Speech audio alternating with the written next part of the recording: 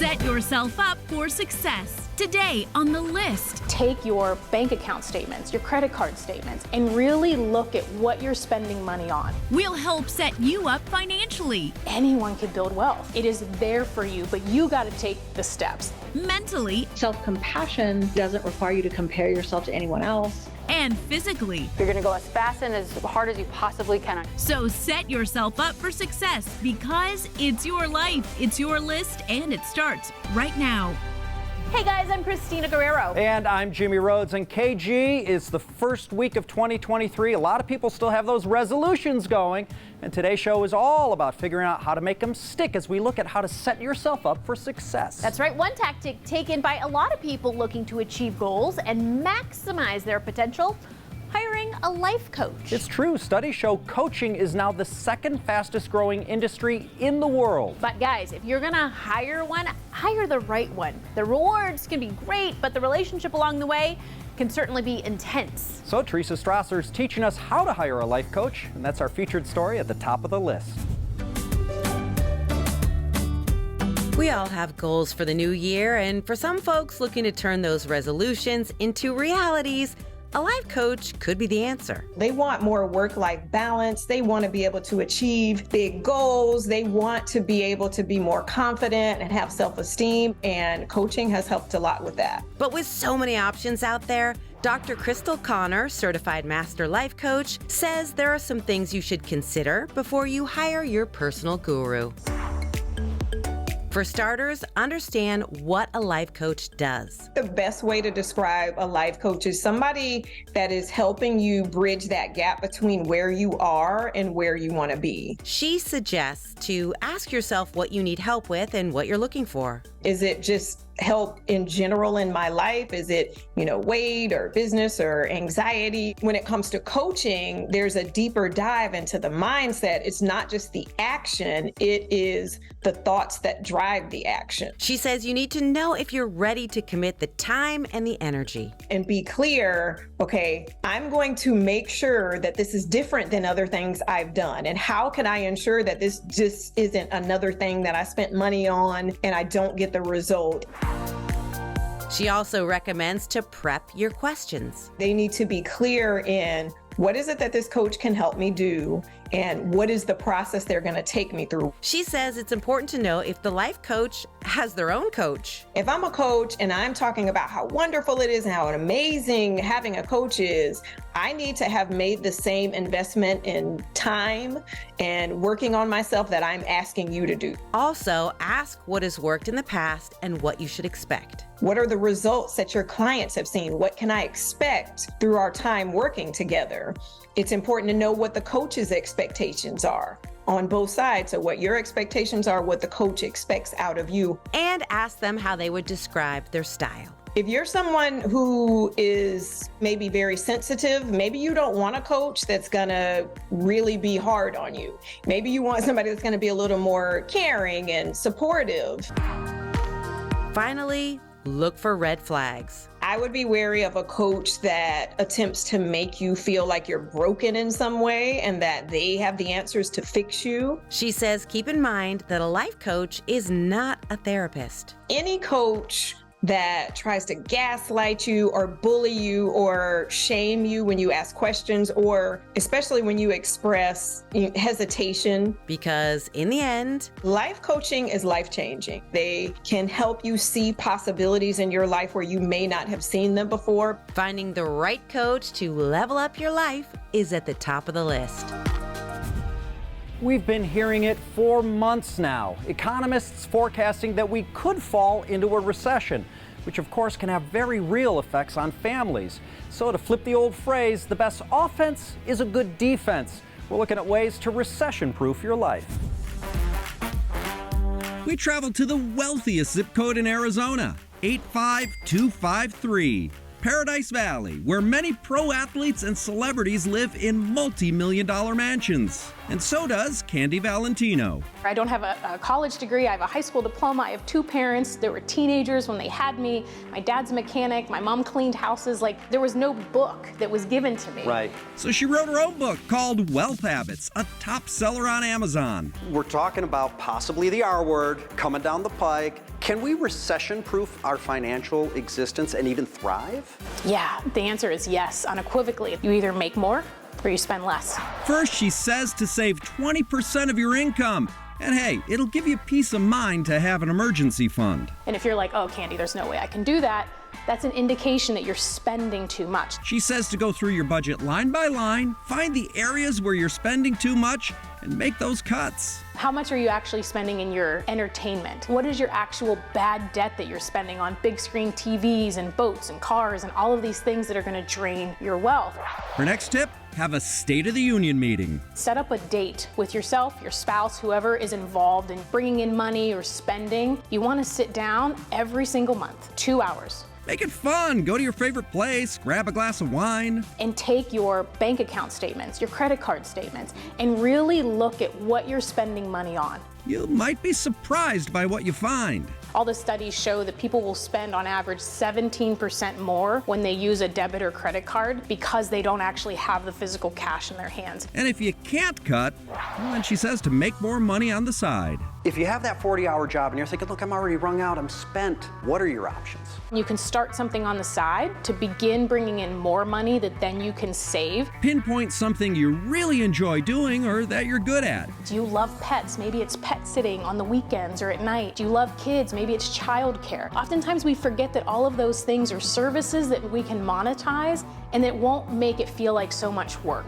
But if there's nothing you're passionate about, use ready-made platforms. DoorDash, Uber, Lyft, and even if you don't have a car, like there's a lot of ways that you can do things through these apps that are really readily available for you to start making money tomorrow. This could also help you develop relationships that could lead to something more. Somebody could be starting something on Instacart or one of these apps and shopping. Maybe they start shopping for the right person. Now it becomes, you know what, I love the way you show up and how you take care of my family. I want you to be full-time for me shopping. I want everyone to know that anyone can build wealth. Like, it is there for you, but you got to take the steps. We're learning ways to recession-proof ourselves.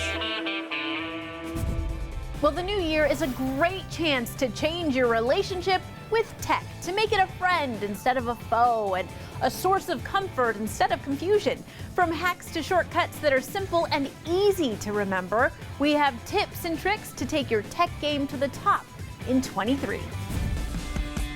This year, we resolved to end the struggle with our smartphones and computers. The reason tech overwhelms us so much is that it's constantly changing. Right when you know how to use your device, there's a new operating system update. Tech expert Abby Ritchie has a list of tips, tricks, and security recommendations that will work on almost any version of your devices, starting with a pair of smartphone hacks. Anyone who's had to edit a text message or an email on their iPhone knows how frustrating it can be. So, to make it easier, Abby suggests using the drag tool. Put your finger on the cursor and drag it precisely where you want the edit to be. This also works for Android, except you slide your finger along the cursor to move it. Her next tip is if the dreaded storage full warning pops up, your social media accounts can help. Like Facebook or Instagram, and then you can use the photo option within that app and you can click away.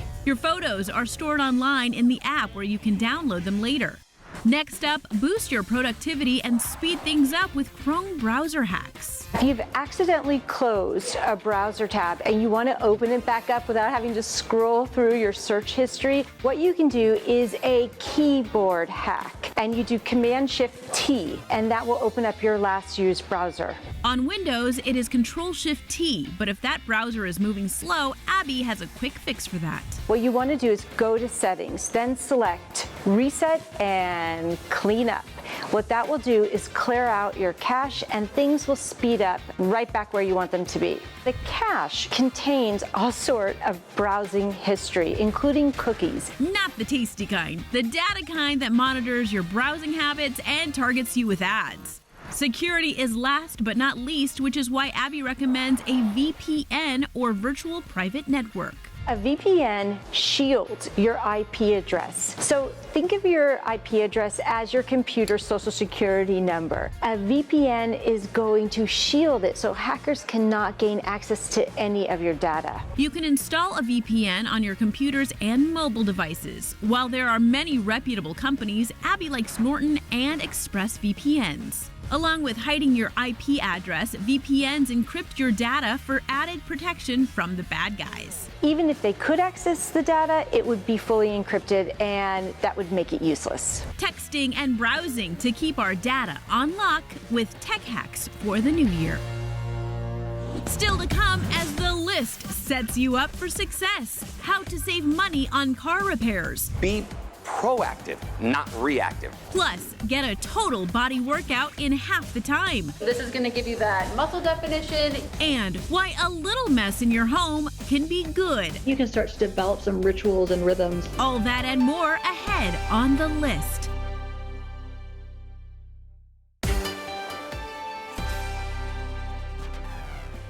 Welcome back, friends. All right, if you want to set yourself up for success at the mechanic, we have 4 words for you.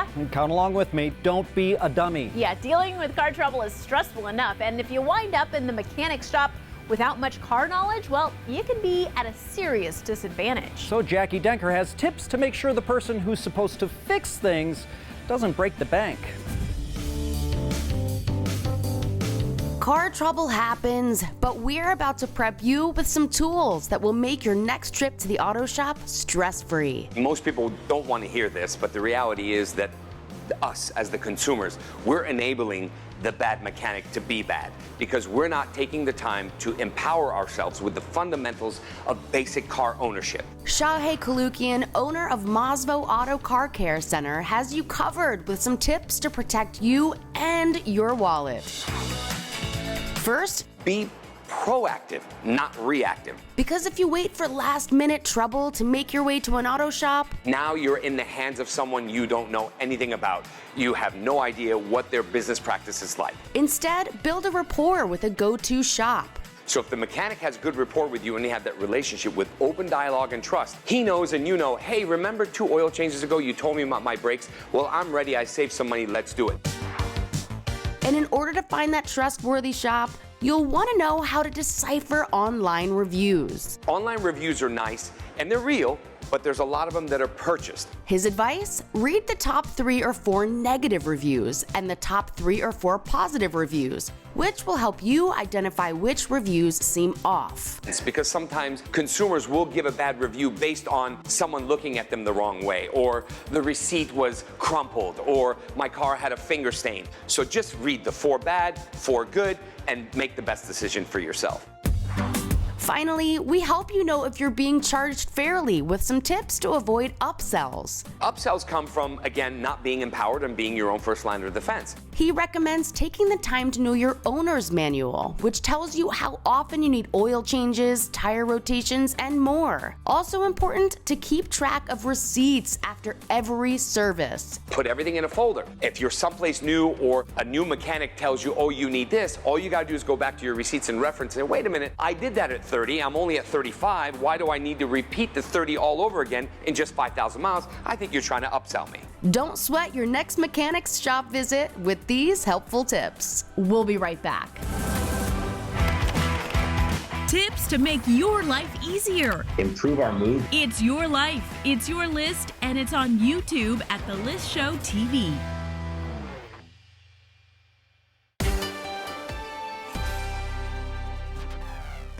Welcome back. And one way to set yourself up for success in a weight loss plan is to burn the most carbs in the least time. So we're fast-tracking the pain and the gain with the total body workout. And by the way, if it hurts you to watch this, I can assure you it hurt me to do it too.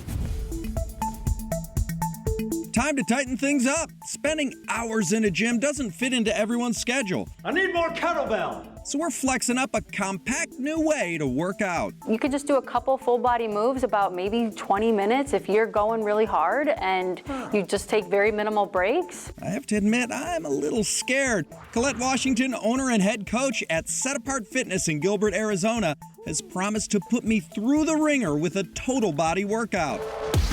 Let's kick it off with kettlebell swings. I'm gonna have you bring those feet out a little bit, about hip width apart, and you're just gonna swing that kettlebell in between your legs. Keep that core engaged. Hinge those hips back. How far up do you want me to go? Right there is perfect. Okay. About 90 degrees at that armpit. This move works your whole back, shoulders, core, legs, and forearms. To do it right, keep your knees slightly bent, but don't go into a squat. How many of these would I do? I'd recommend probably doing about 15 of these, and then give yourself about 20-second break, and then do another 15. Oh yeah, this is nice. Ooh, this is gonna earn me a beer afterwards, right? Yeah, maybe a couple. Next, kettlebell clean and press. It's pretty much like a deadlift. You want to start with those feet about hip width apart. Your knees are slightly bent. Your back is straight. And you're going to bring it up, throw it up and toss. Oh, actually a little toss. Yep, a little toss. Okay. Squat. Squat. Come up and press. This exercise combines the deadlift, which targets the hamstrings, glutes, and back, with the squat, which hits the quads, and shoulder presses. And you would do 15 of these.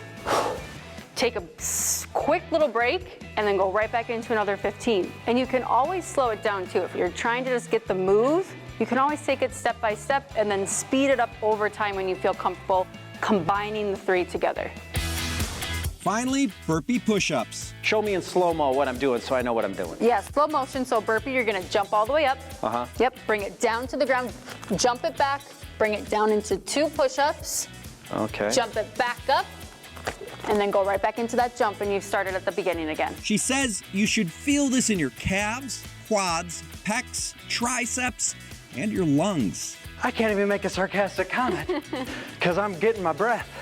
Colette recommends using this exercise as a finisher to your routine. I would have it be like a 45-second finisher. Okay. You're gonna go as fast and as hard as you possibly can. This works everything. Now when you come up to that very last jump, try to jump up as high as you possibly can. Add that extra cardio. Whew. Burning calories without burning time. Well, that was intense, and I'm sure it hurt even worse the next morning. Oh yeah, I could only get out of bed to eat. The dishes just piled up in the sink. I was a wreck.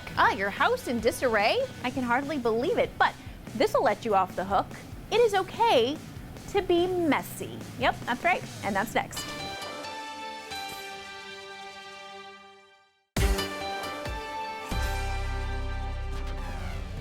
Welcome back, friends. Well, it's not easy to set yourself up for success when it comes to housework. Do the dishes, do the laundry, mop the floor, rinse and repeat. So when we heard a woman say it's time to stop shaming ourselves for having a home that looks like someone actually lives in it, we were in. We are learning why it's okay to be messy.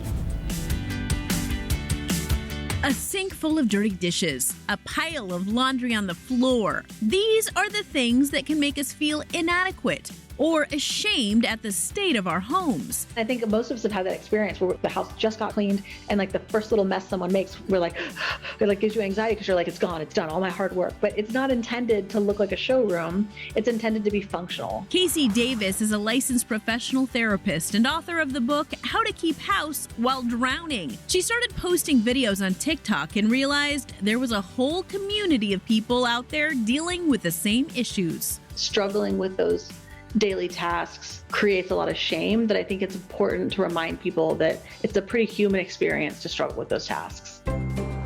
So before you start that shame spiral, remember that messiness is not a moral failing. And so I think recognizing that laundry, dishes, cleaning, they're just morally neutral tasks like getting your oil changed and your lawn mowed. Just because you have laundry piling up does not mean that you're a bad person, parent, spouse, or friend.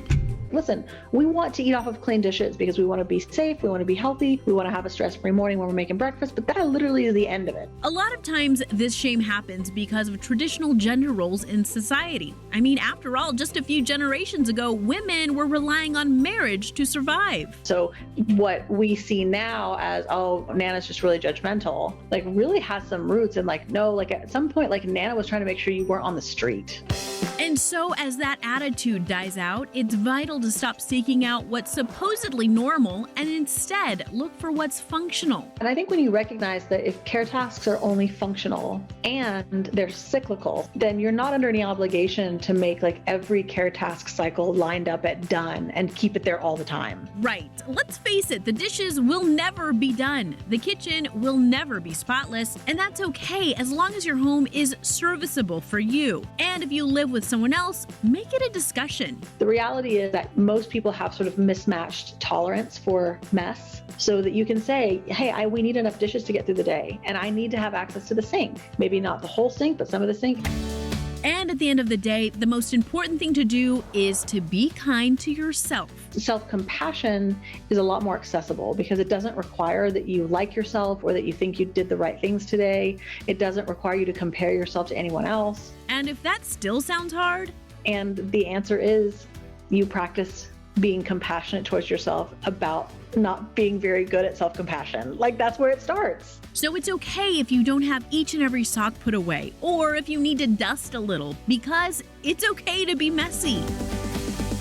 KG, I got to admit, that story kind of triggered my OCD. Oh, well, if you need to work out your feelings, you can always come clean out my garage. I'm good, thanks. Well, I was trying to set up my garage for success, and I figured you were my best shot. I see what you did there. Yeah, I just brought that whole thing full circle. Hey guys, thanks so much for watching. We'll see you next time. Monday on the list, how to find extra money in your closet. It's a super easy way to put some extra dollars back into your wallet. And what you need to know before a divorce. There's a whole list of factors, regardless of the state you're in, that the court has to look at. Plus, how to keep your hair clean without water. I've done it all wrong all these years. Monday on the list.